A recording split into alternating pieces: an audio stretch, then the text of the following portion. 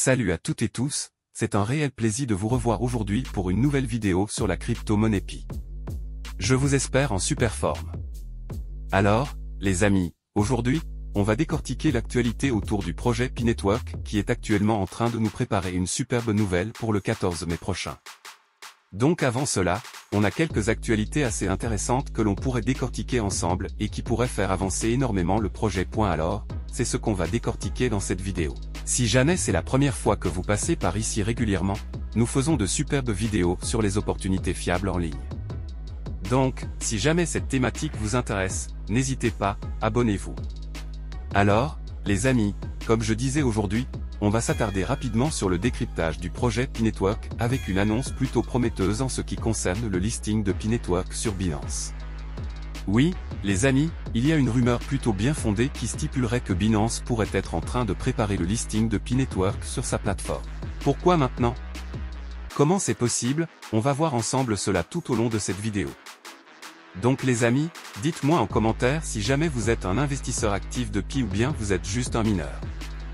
Donc avez-vous déjà eu à faire des placements sur le projet? Ou bien vous êtes juste un mineur qui a miné des Pi pendant longtemps ou bien qui continue de miner des Pi pendant longtemps. Ça pourrait t'aider à voir si jamais la communauté est plutôt une communauté d'investisseurs sur Pi ou bien une communauté de mineurs sur Pi. Et si oui, environ combien de Pi vous avez? Donc les amis, aujourd'hui, on voit que Binance est en train de commencer à s'intéresser de plus près, disons de plus près parce qu'il a de cela quelques mois des rumeurs courent selon laquelle Binance ne pouvait pas lister de projet en question parce que le projet ne montrait pas palle blanche en ce qui concerne la façon dont tout est organisé en interne même sur les tokens. Comment est-ce que le token est burné? Parce qu'on voit que la team prévoit des burns. La communauté s'attend à un prix très intéressant du Pi. Mais vu qu'il y a énormément de tokens en circulation, et qui pourrait avoir énormément de tokens en circulation, et la team a commencé à penser à un système de burn pour cette token de la main. Comment est-ce que ce burn est organisé? Donc il y avait un petit problème à ce niveau. L'organisation en interne du projet. Donc Binance et certains exchanges voulaient avoir ou bien veulent avoir de plus en plus d'informations. Donc je me dis si jamais la rumeur du listing, comme on va voir actuellement si elle est confirmée, alors les amis avaient simplement dit que la team a eu à prendre son temps pour mieux expliquer à Alexandra Binance le bien fondé de son projet et comment est-ce que le projet fonctionnera surtout au niveau de la gestion de la finance et de la gestion des crypto-monnaies. Parce que le problème réel ici c'est quoi? C'est comment est-ce que la team a la caisse. C'est ça le plus gros problème. Comment la team a actuellement la caisse du projet? Parce que Binance a peur de lister un projet sur sa plateforme et demain le projet disparaît ou bien demain la team disparaît avec la caisse du projet. Donc voilà en fait. Le problème qui est là actuellement, comment la caisse du projet est gérée? La team détient plus de 20% et a bloqué près de 60% des tokens de la communauté. Actuellement, si les tokens sont libérés progressivement, il ne s'agit pas de tous les tokens du projet, mais c'est pour libérer progressivement. C'est la team qui a la mainmise dessus. Raison pour laquelle des exchanges, comme Binance et Coinbase et autres demandaient à la team d'expliquer concrètement comment tout cela fonctionne en interne et tout bon point aujourd'hui, à des rumeurs. Donc, sont les différentes rumeurs qui tournent autour de ce listing sur Binance. Donc, on a vu que le wallet de Binance de Stellar, donc Stellar Wallet, qui est en fait le même wallet de Binance ou Pi Network est en train d'effectuer des tests sur la blockchain de Pi actuellement. Et le wallet en question, c'est comme vous voyez à l'écran, vous pouvez également vous-même aller effectuer des recherches sur la blockchain de Stellar et voir les différents tests qui sont effectués avec ce wallet. Qui est bien sur les crypto-monnaies, c'est que tout est ouvert et vous avez la possibilité vous-même de pouvoir vérifier toutes les transactions. Donc la même adresse en question est en train d'effectuer les tests sur Pi Network et la communauté et tous les différents acteurs crypto se disent que bon, si jamais Binance est en train d'effectuer des tests sur la blockchain Pi, ça veut dire qu'il pourrait avoir un probable listing d'ici quelques temps. Ce n'est pas toujours confirmé, mais c'est rare que Binance s'intéresse à une blockchain sans vraiment la lister plus tard. Généralement, Binance peut effectuer des tests ainsi et par la suite lister le token. Juste effectuer des tests pour être sûr que la blockchain est vraiment solide, que toutes les différentes fonctionnalités et les attentes qui sont annoncées sur la blockchain soient vraiment réelles et effectives. Donc généralement, Binance peut effectuer des tests pour ce but et par la suite lister le token. Donc les amis, et ceci vient à point nommé.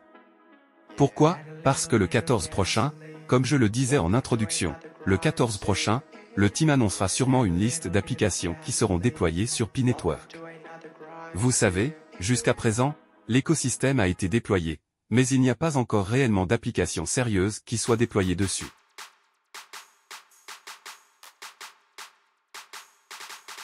Pour ceux par exemple qui ont été actifs sur Telegram, sur Telegram, vous voyez Telegram a développé son écosystème et a permis à plusieurs développeurs de déployer des applications dessus.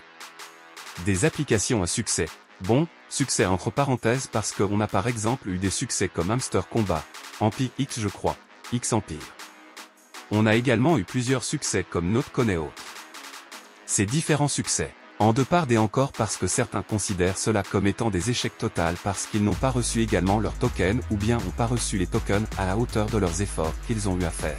Tu sais, différents airdrops. Donc les amis, voilà comment, par exemple, des écosystèmes développent des applications bien, encouragent les développeurs à déployer des applications dans leur écosystème pour renforcer en fait l'écosystème en question et améliorer la crédibilité. Parce que si, par exemple, on a 2, 3, 4, 5, vrais projets qui réussissent et qui engagent des millions de transactions, bien qui engagent des millions d'utilisateurs. Alors les amis, ça prouve que l'écosystème sur lequel a été déployée cette application-là qui rassemble des millions d'utilisateurs est plutôt stable. Et c'est la raison pour laquelle la team est en train de pousser également de ce côté.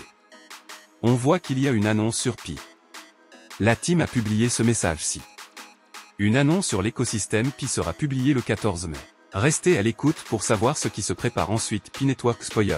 Un grand nombre d'applications de l'écosystème des développeurs sont en cours de révision et de nombreuses applications de l'écosystème seront listées. Donc les amis, il est donc probable que d'ici quelques jours, on voit de nouvelles applications plutôt utiles se lancer sur l'écosystème Pi. Et en ce qui concerne le listing du projet sur Binance, cela reste encore une rumeur pour l'instant.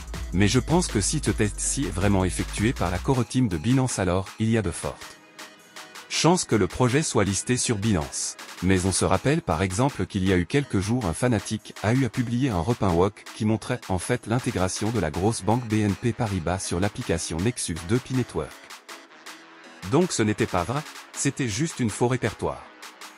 Donc on espère également que les tests que l'on voit ici n'est pas juste des tests farfelus. Donc à vous également d'effectuer vos propres recherches avant de passer à l'action si jamais vous souhaitez passer à l'action et tout. Donc les amis, c'est ce que je voulais partager avec vous dans cette vidéo. On revoit très prochainement pour une nouvelle vidéo sur les opportunités d'actionnariat fiable. Si vous avez vraiment besoin de devenir actionnaire des grandes entreprises qui ont des produits révolutionnaires, n'hésitez pas à me rejoindre dans mon groupe WhatsApp dont le lien sera dans la description de la vidéo. NB, vous gagnez à vie et même après votre décès, vos enfants et vos arrière-petits-enfants pourront profiter sauf si vous vendez vos actions. Mais entre-temps, portez-vous bien. Bye bye.